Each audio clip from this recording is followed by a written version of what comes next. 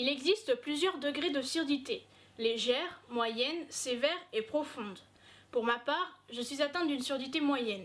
Pour compenser l'audition qui me manque, je porte des appareils auditifs stéréophoniques bilatéraux, c'est-à-dire que j'ai un appareil aux deux oreilles. Pour essayer de pallier ce manque, il existe principalement deux solutions technologiques, comme les appareils auditifs ou les implants cochléaires. Mais ce sont des procédés qui sont avant tout très coûteux et ils ne rendront en rien la totalité de l'audition perdue. Il faut savoir que chaque surdité est différente et les causes sont nombreuses et très variées, telles que par exemple le facteur héréditaire, les suites d'une maladie, l'exposition au bruit intense ou encore l'âge. Beaucoup de sourds ont testé différentes méthodes pour essayer d'entendre, mais n'ont pas été convaincus et ils ont donc préféré ne pas les utiliser. C'est par exemple le cas de Olivier Delangue, qui est professeur à l'Institut national des jeunes sourds de Bordeaux et enseignant à l'Université de Bordeaux-Montaigne.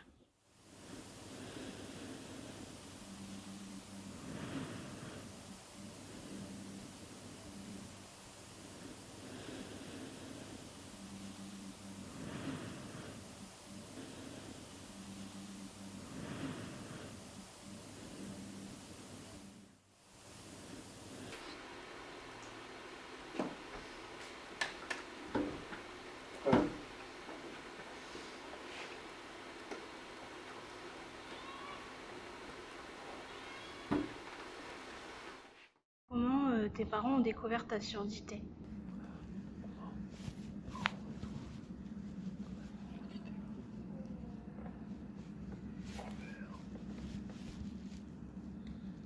Alors ça, c'était quand je suis né, j'étais entendant. Et puis, moi, j'ai eu une maladie, j'ai eu une méningite. Et après, à l'hôpital, j'ai été soigné. Et voilà, j'étais sourd profond. Mes parents s'en sont rendus compte par mon comportement par rapport à son grand frère.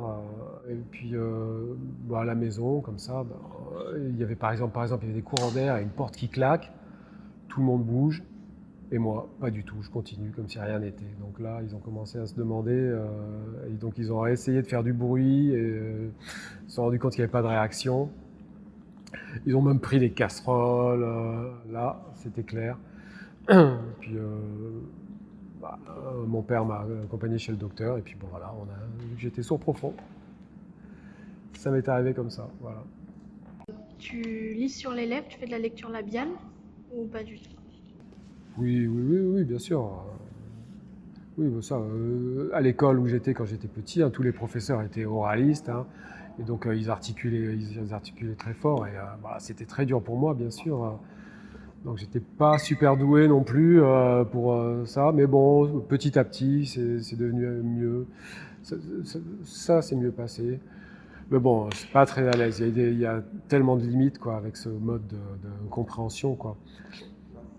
Voilà, donc j'étais beaucoup plus à l'aise si les personnes avaient des expressions et des gestes, parce que sinon seulement la lecture labiale, c'était froid et ça ne m'aidait pas. Et, voilà, et puis en plus, si ça te mettait à parler vite, là, c'était fini, quoi.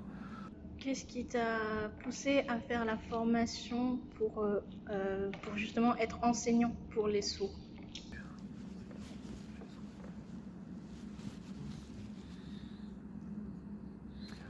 J'ai commencé, mais quand j'étais petit, quand j'étais en classe, déjà, j'étais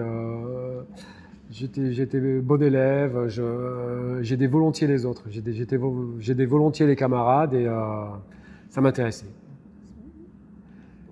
Mais je savais, enfin je me disais que c'était pas possible que je sois professeur parce que j'étais sourd. Voilà. J'aurais pas pu discuter avec les autres professeurs. Voilà, c'est une sorte de tabou.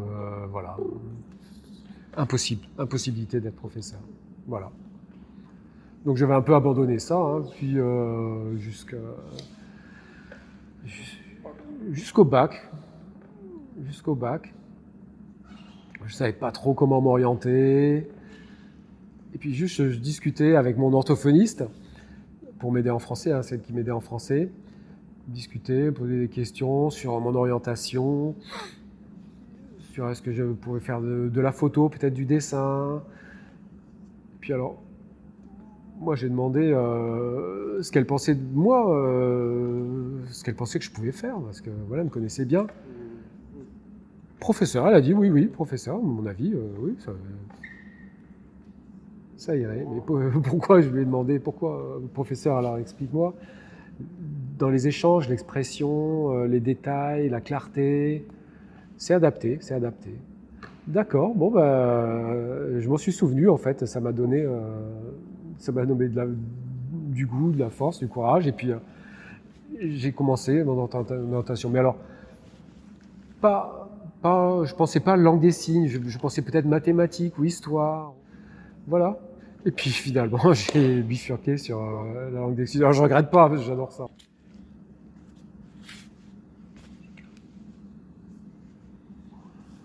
Moi, en ce qui concerne ma place, c'est assez clair.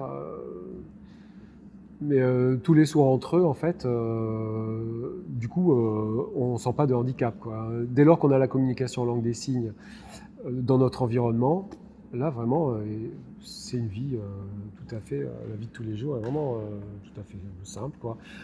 Parallèlement à ça, alors ceux qui connaissent pas la langue des signes, peut-être c'est différent. Là, il y a des situations où on est coincé parce que, voilà. Moi, je me sens pas si handicapé que ça.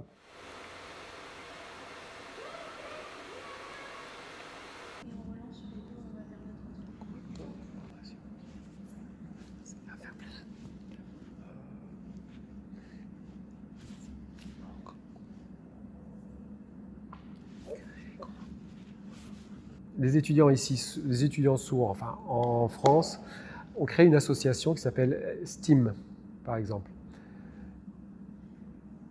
Et pour échanger, pour se rencontrer, pour faire un soutien. Et là, quand on a besoin de signes, en fait, beaucoup de mots techniques, par exemple, tous les sourds qui signent et qui ont besoin de ces mots techniques travaillent avec des interprètes.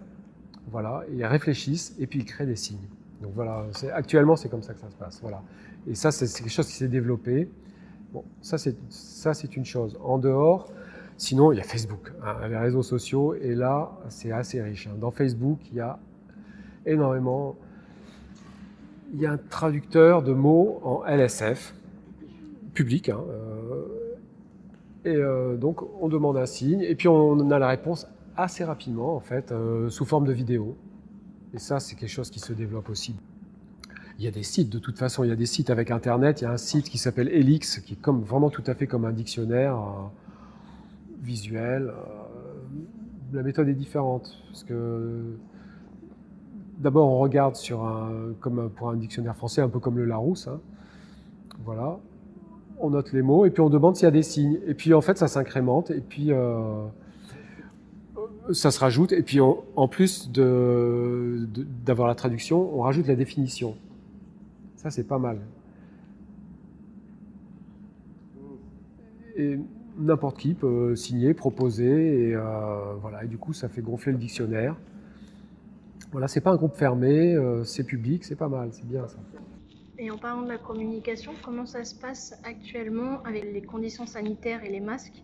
Comment ça se passe pour comprendre? Puis, l'année dernière, masque, etc.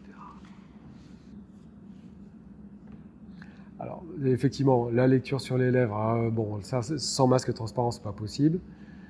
Sinon, par écrit, hein. L'écrit, beaucoup d'écrits, et puis les gestes. Hein. Il y a pas mal de sourds qui ne savent pas lire sur les lèvres, hein, sourds profonds.